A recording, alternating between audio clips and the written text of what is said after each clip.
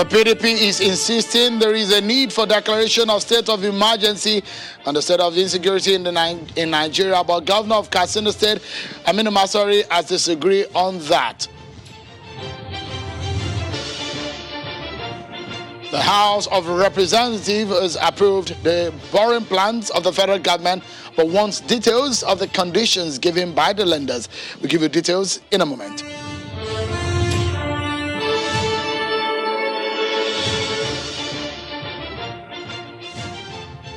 It's a beautiful evening right here in Lagos, Nigeria Commercial Hub. This is Politics Today live on Channels Television. I'm Seun Wakimbale. Welcome to the program. Before we get started with our conversation, let's tell you that the House of Representatives has approved the federal government's external borrowing plan of $1.5 billion and 995 million euros to finance priority projects. The House is, however, asking that the terms and conditions of the loans from each lender as contained in a duly executed loan agreement should be forwarded to the National Assembly for proper documentation. Approve the external borrowing plan of $1.5 million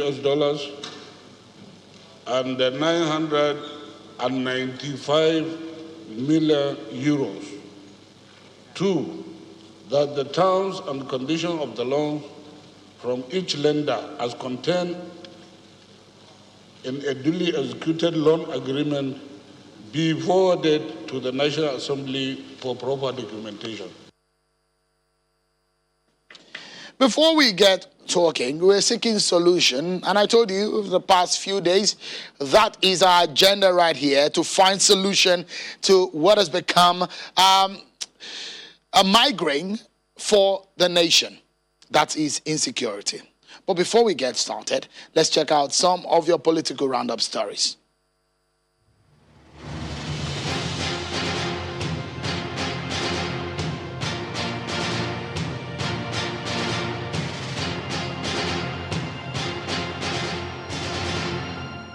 The Rivers State Governor, Nyesom Wike, has announced the restriction of movement within the state from 10 p.m. to 6 a.m. with immediate effect until further notice. Governor Wike made the announcement in our state broadcast. The governor says the decision by the State Security Council is to further strengthen the security architecture to keep residents safe after last weekend's attack on security formations. A night curfew is hereby imposed on the entire 23 local government areas of the state.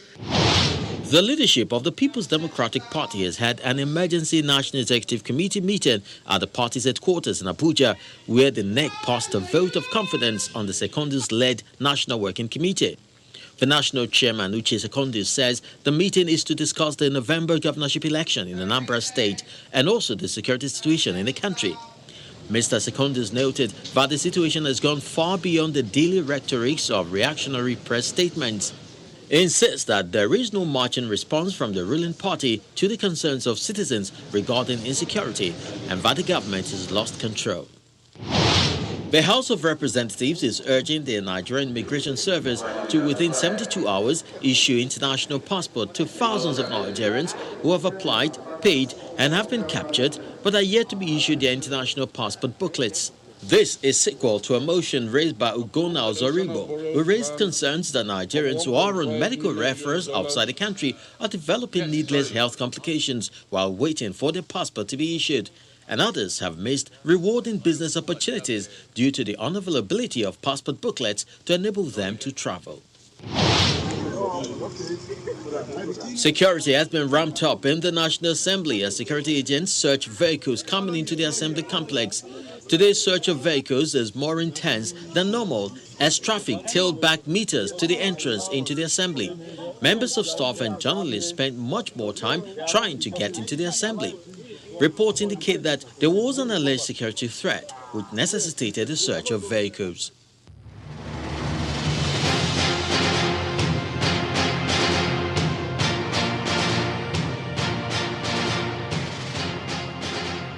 Well, today, at least 2 state governors over the last 24 hours have declared curfew in their respective states over the state of insecurity in the country. The People's Democratic Party at its NEC meeting is asking President Muhammadu Buhari to declare a state of emergency on the state of security. But the governor of Katsina State has disagreed on that. Take a listen to him.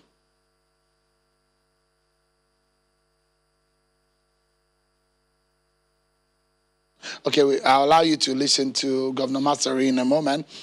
But the Senate Committee on the Army is summoning the finance minister to give account of releases to the military for Operation Lafia Dole and the war on terrorism. The committee is issuing the summons after the minister was absent at a meeting called by the committee. The permanent secretary of the Ministry of Finance, Aliyu Shinkafi, is representing the minister, but the committee is dissatisfied, insisting that the minister must appear in person.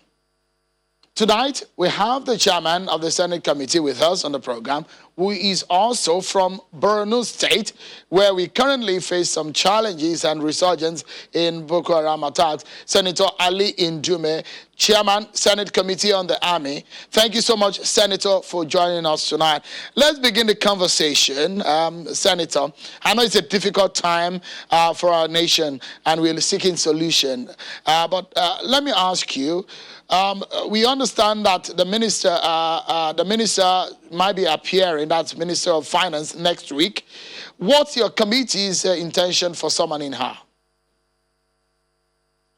Well, the intention of summoning the minister is to address some issues raised by the Army and armed forces in general about the funding and the releases to the Nigerian Army particularly, which is not impressive. And we want to compare some figures and do what is constitutionally guaranteed to us, and that is doing our oversight.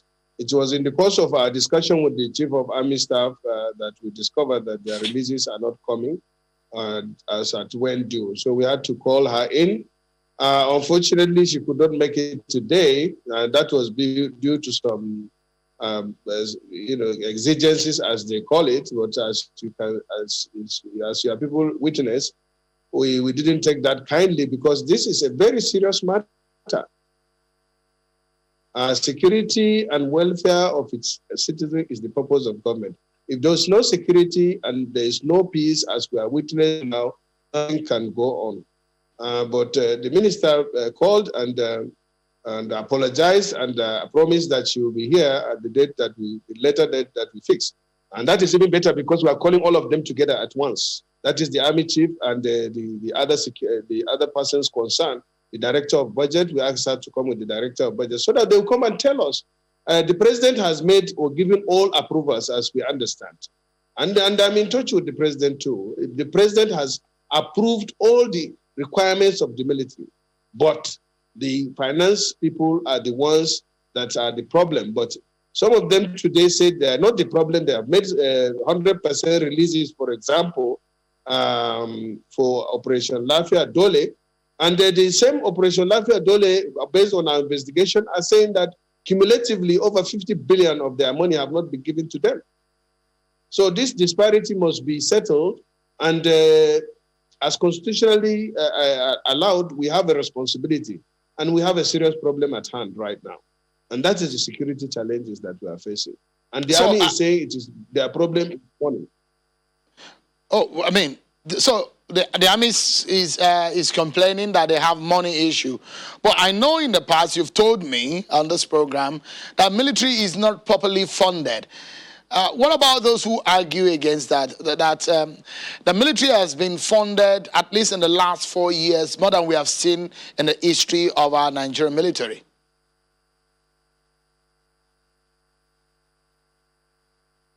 But you can equally agree that Nigeria has witnessed increasing level of insecurity more than ever.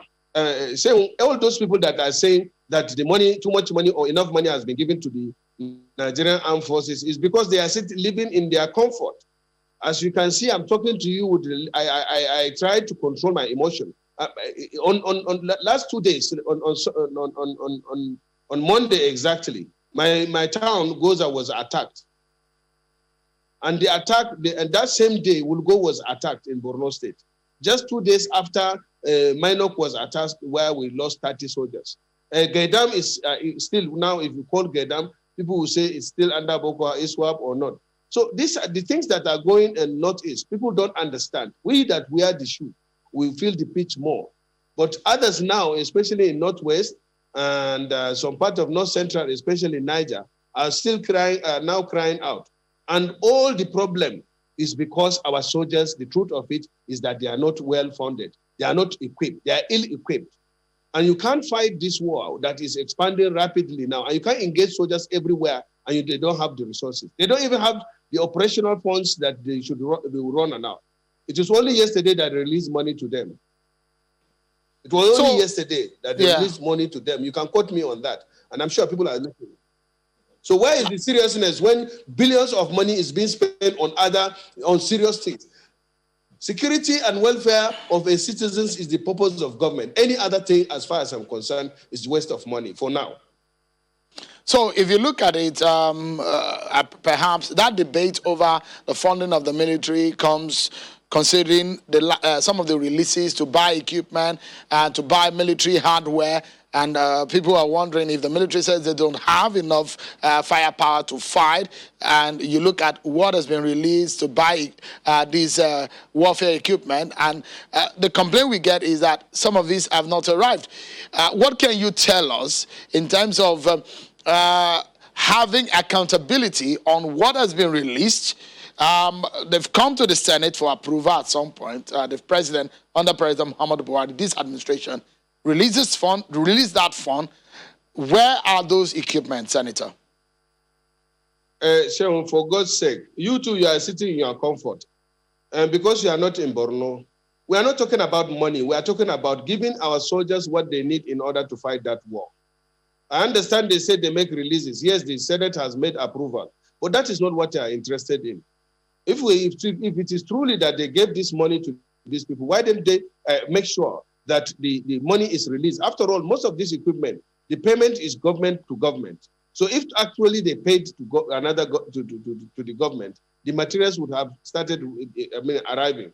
I understand that the one they ordered in China, that few of them arrived, they have not been fully paid. But that is what we want to investigate to confirm them to start telling Nigerians. But the truth of the matter, let me ask you, Shegun, if your house is on fire, are you going to measure the water that you will put in order to put up the fire? The first thing is to put up the fire. We are in trouble in the Northeast particularly, and we are trouble in everywhere in Nigeria. And you people are saying that we have given enough money to the Nigerian army. Go and check the Nigerian army budget of this year even that we want to review upward. It is less than 30 billion for capital.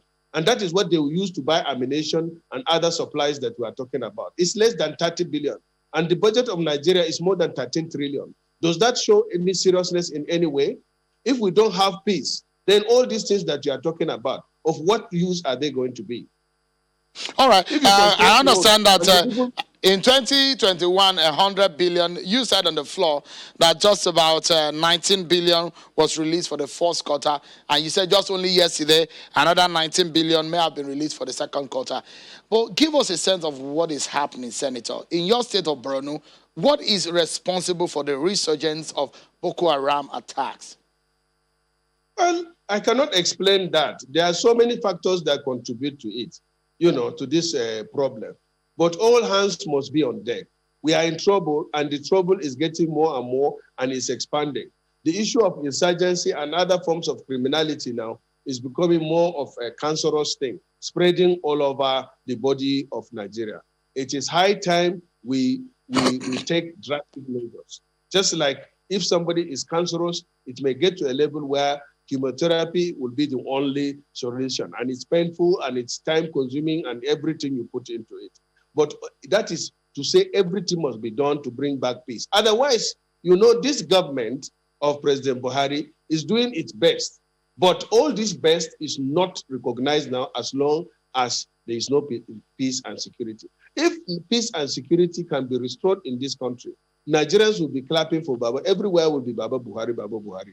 But whatever they do or whatever we do, if we don't secure this country, make it peaceful, make it free, make it, secured that anybody can move around and to do his business, then we are just wasting our time. And those of you Nigerians that don't understand the problem because you are sitting in your comfort, and saying that we are spending so much money. Go and check what Nigeria is spending militarily and compare it to that of Chad that is poorer than us. Compare it to that of Niger. If you go and see the Nigerian soldiers, the Cameroon soldiers, even their kitting is different from our own. It's superior to our own, despite the fact that they are poor. And that is because they place importance on their security. Security is paramount and is first. Yeah, and let's take a break, Senator. Senator. The money, as we say. Yeah, let's take a break. And when we come back, there are more very critical issues that will allow you to speak about on the way forward. Like I said, our agenda in this program is to seek solution. We need this insecurity to end, and that's our plan. Stay with us, everyone. Senator Ali Ndume, chair of the Committee on the Army in the Senate, is still with us. We'll be right back after this break. You have a situation where the military are in all the states of the Federation. Then you ask yourself, how many do we have?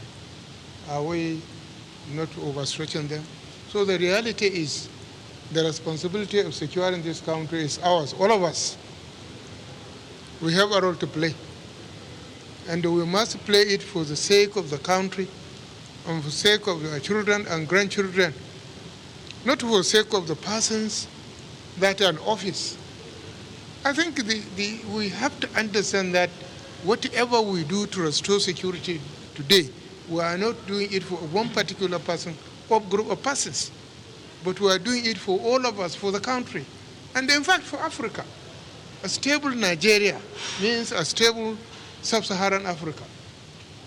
So I think we better be serious about this issue of security. If you say, okay, state of emergency, what do? We are having the same people, the same security agencies, the same capacities, and the same resources.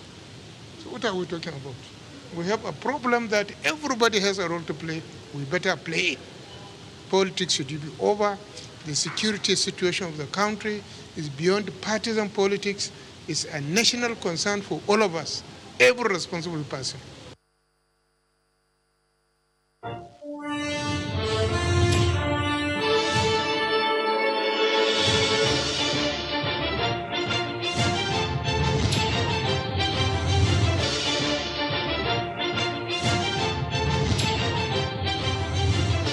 Thank you so much, everyone, for staying with us right here on Politics Today on your number one station in the country, the news leader, Channels Television.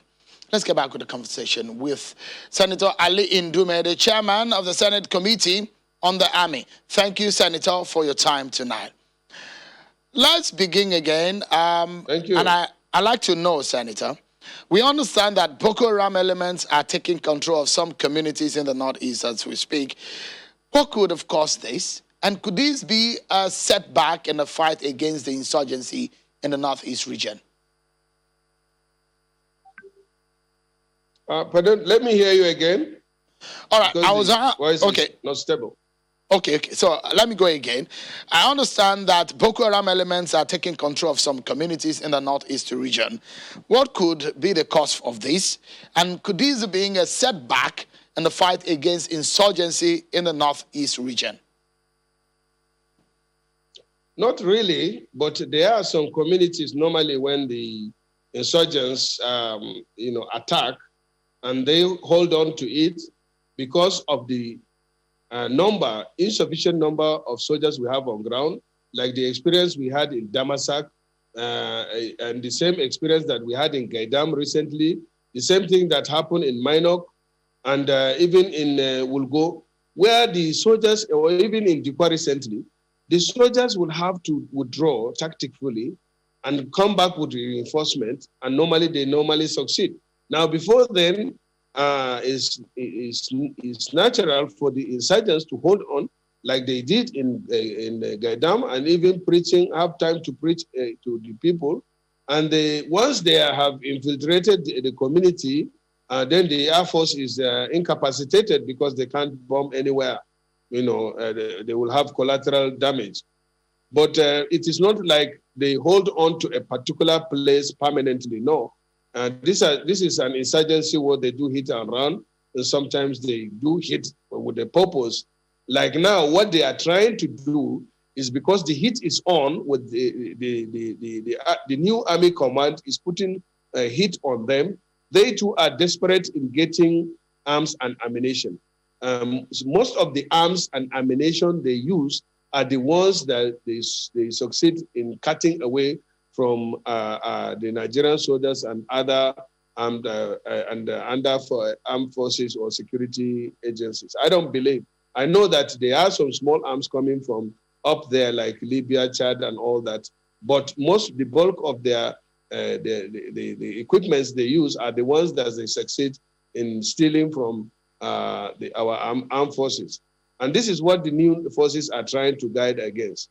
If the Nigerian army, I believe, I'm working with them closely, I still say it. Let's give the Nigerian army and armed forces what they need in order to end this insurgency and other forms of criminality within the shortest possible time. That way you can call them in, give them timeline, and if they don't do it within that timeline, you can show them the way out. But Senator, tell us, is there any community in Borno State that is under the authority of Boko Haram as we speak? There is no authority. I can't say particularly that there is a community that is under the control of Boko Haram. But there are communities that the people have deserted the place, and only Nigerian armed forces deployed to that place are present. Even in my local government, in nearby what they call Ita, there is a battalion there, but there are no civilians there. In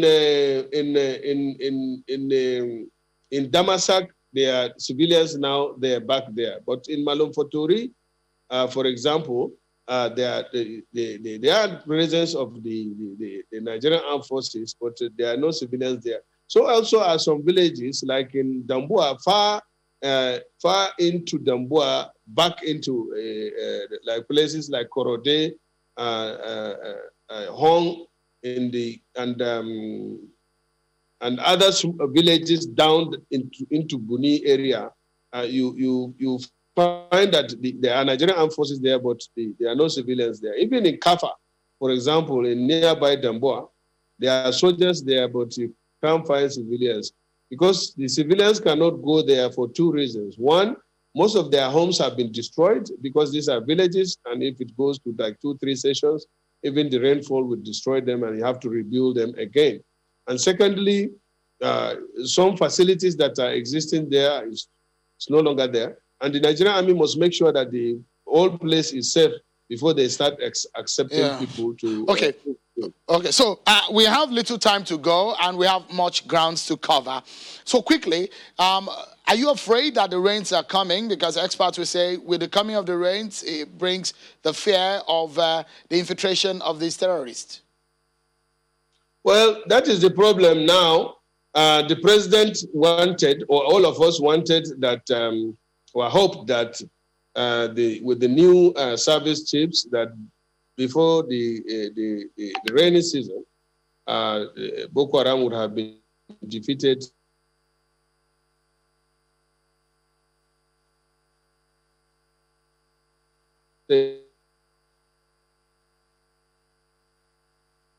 And access their farm. Okay, so okay, and the materials are not there yet, but I believe all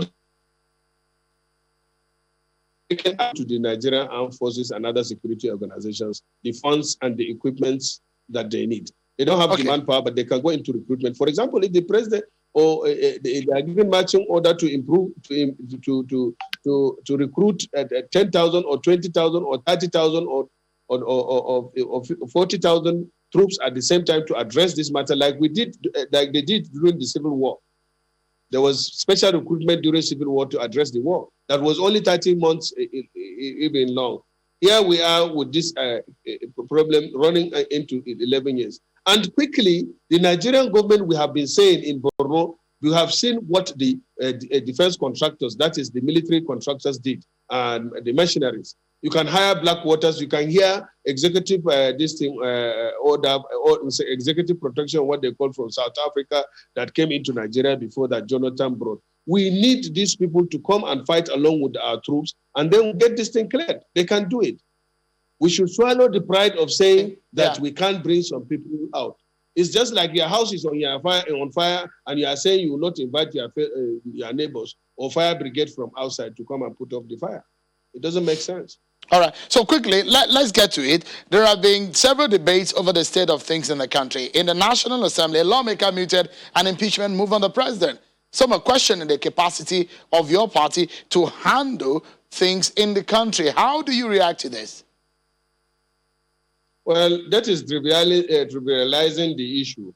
It doesn't matter whether Buhari is the president or Shehu or whoever is saying that they should be impeached. What we are talking about is about Nigeria and the security matters. Let the executive or the president be made to act appropriately. Then if that doesn't work, we know the next step.